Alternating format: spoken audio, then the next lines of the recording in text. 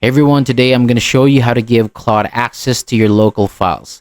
This is useful if you want Claude to help with your documents, notes, code, or project files saved on your computer. So first, open up Claude Desktop, click on your profile, then go to Settings, and from there find the connectors and click Customize. Next, click the plus button and search for File System. And when it appears, click the plus icon beside it to add the connector. Wait for it to finish installing.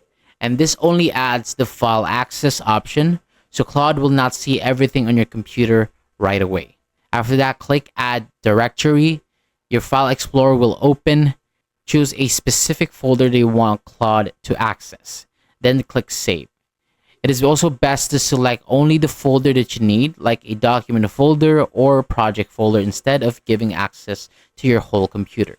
So once it is saved, Claude can now work with the files inside that folder, and you can also return to the settings anytime if you want to change the folder or remove access later.